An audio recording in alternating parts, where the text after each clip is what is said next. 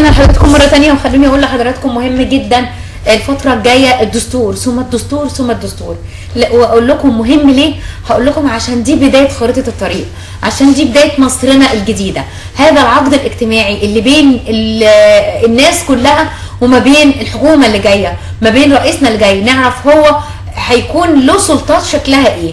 ودايما بقول الناس اللي بيشتغلوا في العمل الاجتماعي بيلقى على عاتقهم في الفتره الجايه ده نقول حاجه كبيره جدا، وهي توعيه الشباب باهميه الدستور واهميه ان هم ينزلوا يصوتوا يقولوا رايهم. مهم قوي ان انا انزل اقول رايي بمنتهى الوضوح، منتهى الامانه، لان هي دي مصر. عايزين نثبت للعالم ان 30/6 ما كانتش حاجه نقول اي كلام، ان احنا فعلا الاغلبيه. عايزين نشوف نوري حجمنا، حجم الناس اللي نزلت 4 ايام و5 ايام و6 ايام بتطالب فعلا بتحقيق مطالبها بعد سنه كامله حسوا فيها ان مصر بتروح منهم. عايزه اقول لكم ده هيثبت للعالم كله ان احنا على حق. الدستور هي اول خطوه على الطريق الصحيح. الناس اللي بتشتغل بنقول في العمل الاجتماعي عشان يعرفوا القاعده العريضه من الناس اهميه التصويت في الدستور، حمله في مؤتمر تدشين حمله مستقبل وطن.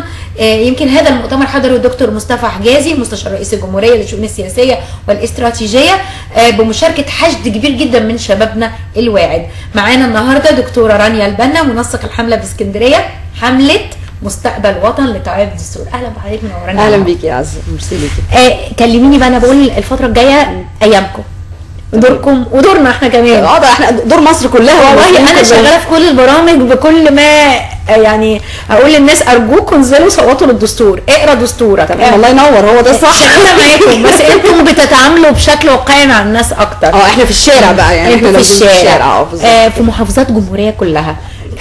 زي ما بقول انتوا الترمومتر بتاعنا. اهداف الحمله دي ايه الاول اتكلم عنها؟ تمام. احنا حمله مستقبل وطن هي حمله شبابيه، بس انا في رايي انها هتبقى شعبيه، ان شعب مصر كله لازم ينزل يشارك معانا، ينضم معانا في الحمله. احنا الحمله بتاعتنا مغطيه كل محافظات مصر الحمد لله. حفله التدشين بتاعه الحمله بتاعتنا كانت يوم الاحد اللي فات في دار الاوبرا في القاهره، حضرها زي ما انت قلتي كده دكتور مصطفى حجازي. فعندنا دعم قوي جدا الحمد لله.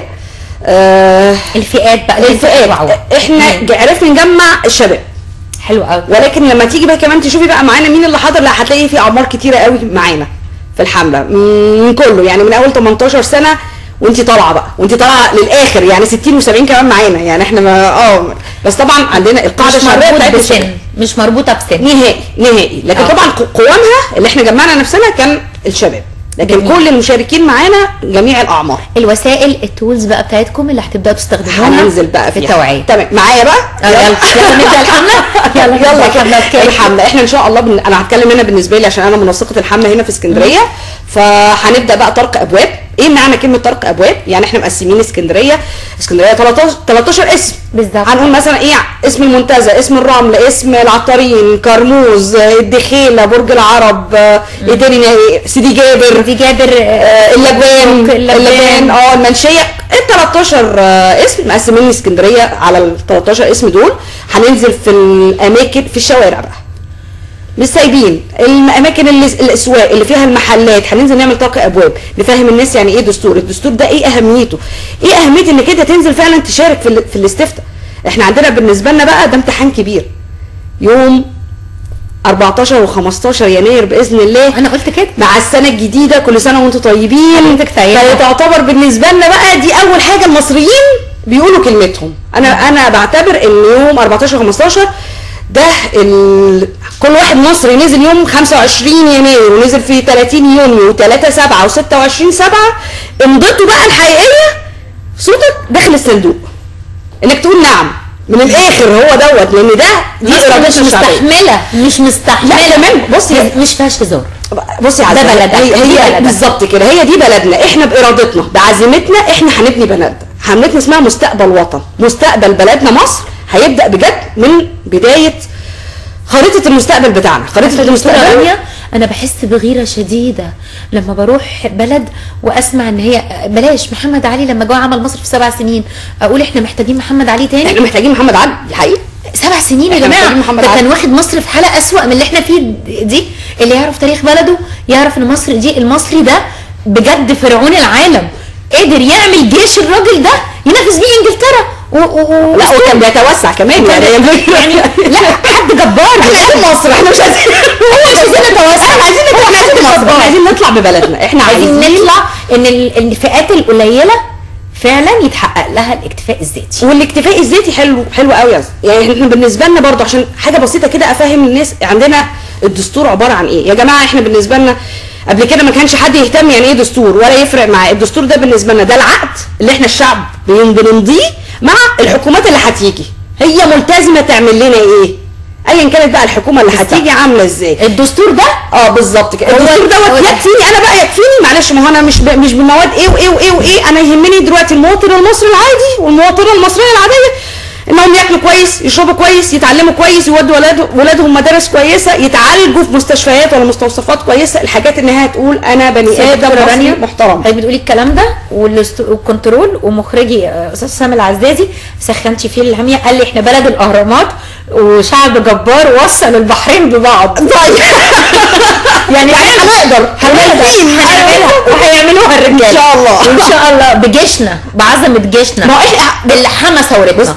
بصي يا عزة، يعني معلش انا هجيبها، عارفه مسرحيه المتزوجون لما لينا بتقول ايه الفول من الطعميه والطعميه من الفول، ده احنا الجيش مش شعب والشعب بالجيش، احنا مصر كده، احنا مصر كده، يعني الجيش هو شعب والشعب هو بالظبط. احنا مالناش دعوه باي دول تانية، لا شعبنا هو جيشنا وجيشنا هو شعبنا. فاحنا كلنا ايد واحده زي ما احنا وقفنا فعلا في 30 يونيو، احنا نازلين ان شاء الله 14 و15 وايدينا في ايد بعض، ان احنا كلنا بقى نوعي بعضينا. بمعنى ايه نوعي بعضينا؟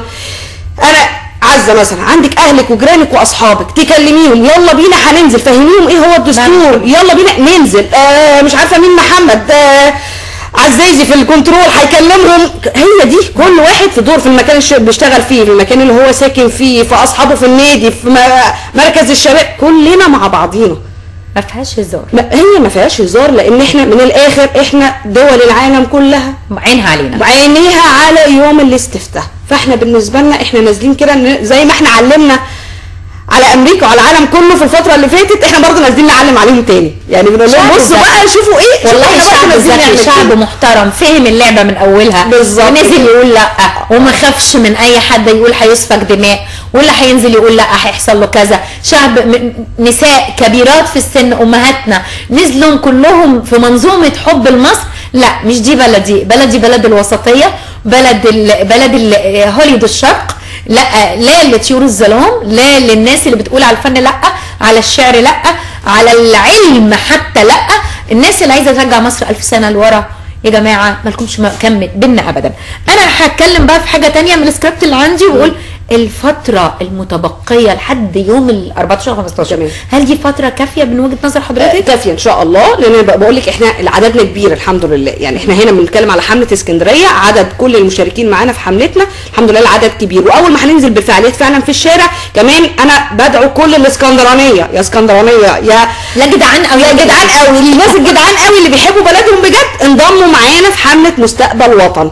احنا محتاجينكم، محتاجين مجهوداتكم معانا، محتاجين وقتكم معانا.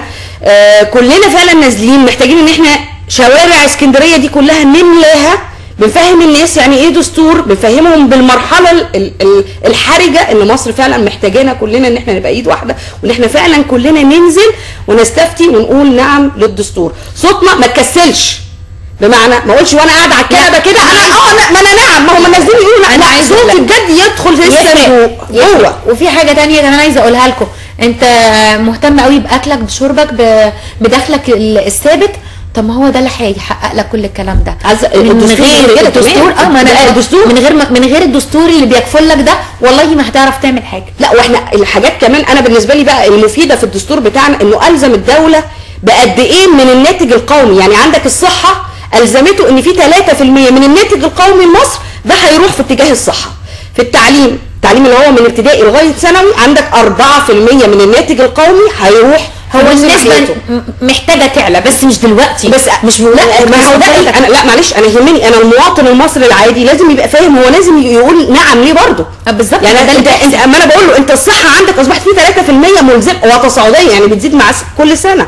عندك التعليم نفس الحكايه. التعليم الاساسي اللي هو من ابتدائي لثانوي عندك 4%، الجامعي 2%، البحث العلمي اصبحت 1%. طب ما ده جميل. عندنا الصيادين، عمال، زراعيين، اصبحت ليهم برضو المواد الدستوريه بتاعتهم. المعاشات، يعني انا قصدي ايه؟ الحياه الادميه اللي اي واحد مصري ومصريه عايزين يعيشوها، الدستور بقى مكفل لهم ذوي الاحتياجات الخاصه. ذوي الاحتياجات الخاصه بالظبط. فاصبح دوت فعلا دستور لكل المصريين بالظبط كده، لكل فئات المجتمع. ولن يتجاهل قانون دور العباده لاخواتنا المسيحيين، عشان ما يحسش ان هو مصري مهان في بلده، مصري بيتعامل لا انت على جنب شويه. ما ينفعش. اعبد ربنا بالطريقه اللي انت بتحبها وبالطريقه بتاعتك، هتعامل كمصري محترم داخل هذا الوطن من واقع الدستور، مش من واقع حاجه ثانيه. انزلوا يا جماعه، انا معاكي في الحمله. ماشي يا أستاذ. ده خارطه الطريق زي ما بنقول بكل اتجاهاتها وبنودها، وتعريف المواطن بخارطه الطريق، يعني ليس فقط الدستور ثم البرلمان ثم بعد كده انتخابات الرئاسه.